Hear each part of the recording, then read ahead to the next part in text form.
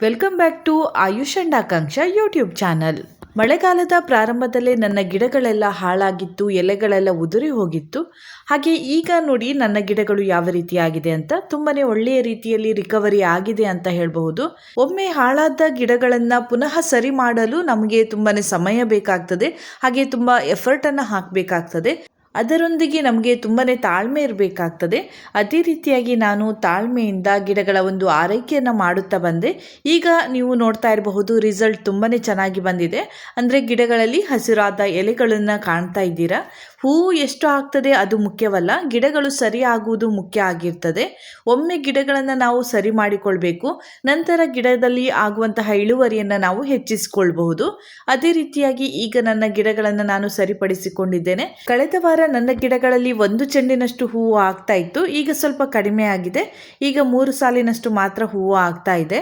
ಬೇಸಿಗೆಯಲ್ಲಿ ನನ್ನ ಗಿಡಗಳಲ್ಲಿ 2 ಅಟ್ಟೆಯ ತನಕ ಹೂವು ಸಿಕ್ಕಿರಬಹುದು, ಆದರೆ ಈಗ ಸಿಗುವಂತಹ ಸ್ವಲ್ಪ ಹೂವಲ್ಲಿ ನನಗೆ ತುಂಬಾನೇ ಖುಷಿ ಇದೆ. ಯಾಕಂದರೆ ಒಮ್ಮೆ ಗಿಡಗಳು ಹಾಳಾಗಿತ್ತು, ಮತ್ತೆ ಅದನ್ನು ನಾನು ರಿಕವರಿ ಮಾಡಿಕೊಂಡು ಅದರಿಂದ ನಾನು ಹೂವನ್ನು ಪಡೆಯುತ್ತಿದ್ದೇನೆ. ಹಾಗಾಗಿ ಈಗ ನನಗೆ ಸಿಗುವಂತಹ 1 ಚೆಂಡು ಇರಬಹುದು, ಅರ್ಧ ಚೆಂಡು ಹೂವಿನಲ್ಲೂ ಕೂಡ ನನಗೆ ತುಂಬಾನೇ ಖುಷಿ ಇದೆ. ಈ ಒಂದು ಅನುಭವ ತುಂಬ ಜನರಿಗೆ ಆಗಿರಬಹುದು. ಮಲ್ಲಿಗೆ ಕೃಷಿ ಅಂದರೆ ಏಳು ಬೀಳು ಇದ್ದೇ ಇರ್ತದೆ. ಕೆಲವೊಮ್ಮೆ ನಾವು ನಟ್ಟಂತಹ ಗಿಡಗಳು ಸಾಯಬಹುದು ಅಥವಾ ಹಾಳಾಗಬಹುದು, ಅಥವಾ ಗಿಡದಲ್ಲಿ ಹೂವು ತುಂಬಾನೇ ಕಡಿಮೆ ಆಗಬಹುದು. ಕೆಲವೊಮ್ಮೆ ಹೂವು ತುಂಬಾನೇ ಜಾಸ್ತಿ ಆಗ್ತದೆ, ಇನ್ನು ಕೆಲವೊಮ್ಮೆ ರೇಟ್ ತುಂಬ ಕಡಿಮೆ ಆಗ್ತದೆ, ಇನ್ನು ಕೆಲವೊಮ್ಮೆ ರೇಟ್ ತುಂಬ ಜಾಸ್ತಿ ಇರ್ತದೆ. ಈ ರೀತಿಯಾಗಿ ಬೇರೆ ಬೇರೆ ರೀತಿಯಲ್ಲಿ ನಮ್ಮ ಒಂದು ಈ ಮಲ್ಲಿಗೆ ಕೃಷಿಯಲ್ಲಿ ಏರಿಳಿತ ಇದ್ದೇ ಇರ್ತದೆ. ಹಾಗಾಗಿ ನಾವು ಈ ಕೃಷಿಯನ್ನು ಮಾಡುವಾಗ ಸ್ವಲ್ಪ ತಾಳ್ಮೆಯಿಂದ ಇರಬೇಕು ಅಂತ ನಾನು ಯಾವಾಗಲೂ ಕೂಡ ಹೇಳ್ತಾ ಇರ್ತೇನೆ. ಅದೇ ರೀತಿಯಾಗಿ ನಾನು ರೀಸೆಂಟಾಗಿ ಹಾಕಿದಂತಹ ವಿಡಿಯೋಸ್ಗಳನ್ನು ನೀವು ನೋಡಿರಬಹುದು. ಗಿಡದಲ್ಲಿ ಎಲೆಗಳೆಲ್ಲ ತುಂಬಾನೇ ಹಳದಿಯಾಗಿತ್ತು, ಉದುರಿ ಹೋಗಿತ್ತು. ಆ ಗಿಡಗಳನ್ನು ನೋಡುವಾಗಲೇ ನನಗಂತೂ ತುಂಬಾನೇ ಬೇಸರ ಆಗ್ತಿತ್ತು. ಹಾಗೆ ಬೇರೆಯವರು ಯಾರೆಲ್ಲ ನನ್ನ ಗಿಡಗಳನ್ನು ನೋಡ್ತಾ ಇದ್ರು ಅವರಿಗೂ ಕೂಡ ಬೇಸರ ಆಗಿತ್ತು. ಅದೇ ರೀತಿಯಾಗಿ ನಾನು ಆ ಗಿಡಗಳು ಹಾಳಾಗಿದೆ ಹೋಗಲಿ ಅಂತ ನಾನು ಹಾಗೆ ಬಿಟ್ಟಿದ್ದಲ್ಲಿ ಈ ಗಿಡಗಳು ಈ ರೀತಿಯಾಗಿ ಮತ್ತೆ ಸರಿ ಆಗ್ತಾ ಇರಲಿಲ್ಲ.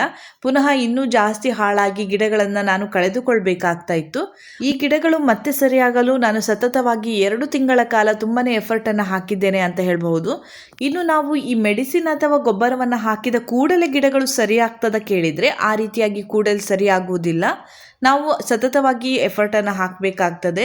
ಗಿಡಗಳು ಹಾಳಾದಾಗ ಒಮ್ಮೆ ನಾವು ಅದಕ್ಕೆ ಏನಾದರೂ ಗೊಬ್ಬರವನ್ನು ಹಾಕಿ ಬಿಟ್ಟರೆ ಸಾಕಾಗುವುದಿಲ್ಲ. ಸತತವಾಗಿ ನಾವು ಪ್ರಯತ್ನವನ್ನು ಪಡ್ತಾ ಇರಬೇಕಾಗ್ತದೆ. ಅದರ ಒಂದು ಫಲಿತಾಂಶ ಇಲ್ಲಿ ನೀವು ನೋಡ್ತಾ ಇರಬಹುದು. ಗಿಡಗಳ ತುಂಬ ಮೊಗ್ಗುಗಳು ಆಗಿದೆ ಅಂತ ತೋರಿಸ್ತಾ ಇಲ್ಲ. ಸಾಧಾರಣವಾಗಿ ಒಂದು ಗಿಡದಲ್ಲಿ ಒಂದು 20-30 ಮೊಗ್ಗುಗಳು ಆದರೂ ಆಗ್ತಾ ಇದೆ. ನನ್ನ ಗಿಡಗಳು ಹಾಳಾಗಿ ಮತ್ತೆ ಚಿಗುರಿ ಇಷ್ಟೇ ಹೂವು ಸಿಗ್ತಾ ಇದೆ ಅಂತ ಅಲ್ಲ. ಈ ಸೀಸನ್ನಲ್ಲಿ ನನಗೆ ಪ್ರತಿ ವರ್ಷವೂ ಕೂಡ ನನ್ನ ಗಿಡಗಳಲ್ಲಿ ಇಷ್ಟೇ ಹೂವು ಆಗ್ತಾ ಇತ್ತು. ಇವಾಗಲೂ ಕೂಡ ನನಗೆ ಇಷ್ಟೇ ಹೂವು ಸಿಗ್ತಾ ಇದೆ. ಇನ್ನು ಈ ಗಿಡಗಳಲ್ಲಿ ಒಳ್ಳೆಯ ರೀತಿಯಲ್ಲಿ ಇಳುವರಿ ಬರಬೇಕಂದ್ರೆ ಸಾಧಾರಣ ಅಕ್ಟೋಬರ್ ಆದರೂ ಬರಬೇಕಾಗ್ತದೆ.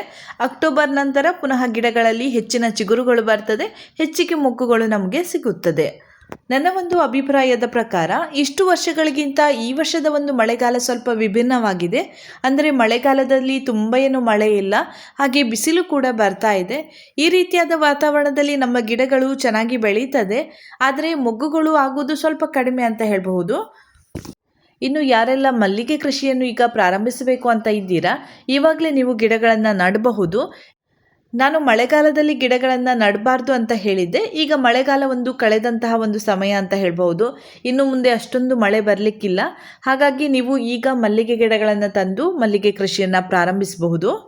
ಈಗ ನೀವು ಮಲ್ಲಿಗೆ ಗಿಡಗಳನ್ನು ನಟ್ಟು ಮಲ್ಲಿಗೆ ಕೃಷಿಯನ್ನು ಪ್ರಾರಂಭಿಸಿದರೆ ಸಾಧಾರಣ ಡಿಸೆಂಬರ್-ಜನವರಿ ಒಳಗೆ ನಿಮ್ಮ ಗಿಡಗಳು ದೊಡ್ಡದಾಗಿ ಹೂವನ್ನು ನೀಡಲು ಪ್ರಾರಂಭವಾಗ್ತದೆ. ಹಾಗಾಗಿ ನಿಮಗೆ ಈಗ ಕೂಡಲೇ ಗಿಡಗಳು ಸಿಕ್ಕಿದ್ದಲ್ಲಿ ಕೂಡಲೇ ಮಲ್ಲಿಗೆ ಕೃಷಿಯನ್ನು ಪ್ರಾರಂಭಿಸಿ.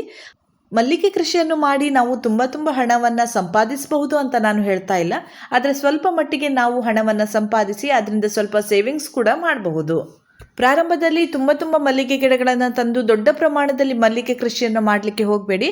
ಸ್ವಲ್ಪವೇ ಗಿಡಗಳನ್ನು ತಂದು ಮಲ್ಲಿಗೆ ಕೃಷಿಯನ್ನು ಪ್ರಾರಂಭಿಸಿ. ಆಗ ನಿಮ್ಮಿಂದ ಈ ಮಲ್ಲಿಗೆ ಕೃಷಿ ಮಾಡಲು ಸಾಧ್ಯ ಆಗ್ತದಾ ಇಲ್ವಾ ಅಂತ ಗೊತ್ತಾಗ್ತದೆ. ನಿಮ್ಮಿಂದ ಸಾಧ್ಯವಾದಲ್ಲಿ ನೀವು ಹೆಚ್ಚಿನ ಗಿಡಗಳನ್ನು ತಂದು ನೀವು ಮಲ್ಲಿಗೆ ಕೃಷಿಯನ್ನು ಮಾಡಬಹುದು. ಹಾಗೆ ಮಳೆಗಾಲದ ನಂತರ ಗಿಡಗಳಲ್ಲಿ ನೋಡಿ ಈ ರೀತಿಯಾದ ಕೆಲವೊಂದು ಭಾಗಗಳಿರ್ತವೆ, ಅದರಲ್ಲಿ ಎಲೆಗಳು ಇರುವುದಿಲ್ಲ. ಈ ರೀತಿಯಾದ ಕಡ್ಡಿ ರೀತಿಯಾದ ಗೆಲ್ಲುಗಳನ್ನು ನಾವು ಕಟ್ ಮಾಡಿ ತೆಗಿತಾ ಇದ್ರೆ ಗಿಡಗಳು ಚೆನ್ನಾಗಿ ಕಾಣಿಸ್ತದೆ. ನಿಮಗೆ ಫ್ರೀ ಟೈಮ್ ಇದ್ದಲ್ಲಿ ಈ ರೀತಿಯಾಗಿ ಮಾಡಬಹುದು. ಹಾಗೆ ಈ ಒಂದು ಗಿಡ ನೋಡಿ, ಪ್ರತಿಯೊಂದು ಚಿಗುರಿನಲ್ಲಿ ಕೇವಲ ಒಂದೇ ಮೊಗ್ಗು ಆಗ್ತಾ ಇದೆ. ಇದಕ್ಕೆ ರೀಸನ್ ಏನಂತ ನಾನು ನಿಮಗೆ ತೋರಿಸ್ತಾ ಇದ್ದೇನೆ ನೋಡಿ. ಈ ಒಂದು ದೊಡ್ಡದಾದ ಹೂವಿನ ಗಿಡದ ಹತ್ತಿರವೇ ನಾನು ಈ ಮಲ್ಲಿಗೆ ಗಿಡವನ್ನು ಇಟ್ಟಿದ್ದೇನೆ. ಅದರ ಒಂದು ನೆರಳು ಈ ಗಿಡದ ಮೇಲೆ ಬೀಳ್ತದೆ, ಸರಿಯಾಗಿ ಬಿಸಿಲು ಬೀಳ್ತಾ ಇಲ್ಲ. ಇದರಿಂದ ಗಿಡದಲ್ಲಿ ಚಿಗುರು ಬಂದರೂ ಕೂಡ ಕೇವಲ ಒಂದು ಮೊಗ್ಗು ಆಗ್ತದೆ, ಇಲ್ಲದಿದ್ದಲ್ಲಿ ಚಿಗುರು ಹಾಗೇ ಇರ್ತದೆ, ಅದರಲ್ಲಿ ಮೊಗ್ಗು ಕೂಡ ಆಗುವುದಿಲ್ಲ. ನಾನು ಬೇರೆ ಗಿಡಗಳಿಗೆ ಯಾವ ರೀತಿಯಲ್ಲಿ ಆರೈಕೆ ಮಾಡಿದ್ದೇನೆ, ಯಾವೆಲ್ಲ ಗೊಬ್ಬರವನ್ನು ಹಾಕಿದ್ದೇನೆ, ಯಾವೆಲ್ಲ ಸ್ಪ್ರೇಯನ್ನು ಹಾಕಿದ್ದೇನೆ, ಅದನ್ನು ನಾನು ಈ ಗಿಡಕ್ಕೂ ಕೂಡ ಹಾಕಿದ್ದೇನೆ. ಆದರೆ ಇದಕ್ಕೆ ಮುಖ್ಯವಾಗಿ ಬಿಸಿಲು ಬೀಳ್ತಾ ಇಲ್ಲ, ಹಾಗಾಗಿ ಇದರಲ್ಲಿ ಹೂವು ಆಗ್ತಾ ಇಲ್ಲ. ತುಂಬ ಜನರು ನನ್ನ ಗಿಡಗಳು ಚೆನ್ನಾಗಿ ಬೆಳೀತಾ ಇದೆ, ಅದರಲ್ಲಿ ಮೊಗ್ಗು ಬರ್ತಾ ಇಲ್ಲ, ಹೂವು ಆಗ್ತಾ ಇಲ್ಲ ಅಂತ ಹೇಳ್ತೀರಾ. ಅದಕ್ಕೆ ಮುಖ್ಯವಾದ ಕಾರಣ ಬಿಸಿಲು ಅಂತ ಹೇಳ್ಬೋದು. ಇಲ್ಲಿ ನೀವು ನೋಡ್ತಾ ಇರಬಹುದು, ಬೇರೆಲ್ಲ ಗಿಡದಲ್ಲಿ ಒಳ್ಳೆ ರೀತಿಯಲ್ಲಿ ಮೊಗ್ಗುಗಳು ಆಗ್ತಾ ಇದೆ. ಒಂದು ಚಿಗುರಿನಲ್ಲಿ 4-5 ಮೊಗ್ಗುಗಳು ಬರ್ತಾ ಇದೆ.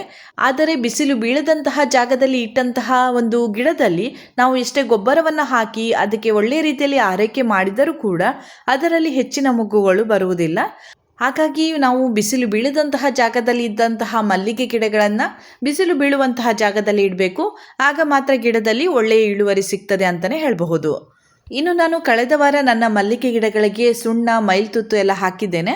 ಅದರ ವಿಡಿಯೋವನ್ನು ಮಾಡಿ ಇಟ್ಟಿದ್ದೇನೆ. ಅದನ್ನು ನಾನು ಮುಂದಿನ ವಿಡಿಯೋದಲ್ಲಿ ತೋರಿಸ್ತೇನೆ, ಯಾವ ರೀತಿ ಹಾಕಿದ್ದೇನೆ, ಹಾಗೆ ಎಷ್ಟು ಪ್ರಮಾಣದಲ್ಲಿ ಹಾಕಿದ್ದೇನೆ ಅಂತ. ಇಂದಿನ ಈ ವಿಡಿಯೋವನ್ನು ಇಲ್ಲಿಗೆ ಮುಗಿಸ್ತಾ ಇದ್ದೇನೆ. ಈ ವಿಡಿಯೋ ನಿಮಗೆ ಇಷ್ಟ ಆದರೆ ಲೈಕ್ ಮಾಡಿ, ಶೇರ್ ಮಾಡಿ, ಹಾಗೆ ಸಬ್ಸ್ಕ್ರೈಬ್ ಮಾಡೋದನ್ನು ಮರಿಬೇಡಿ.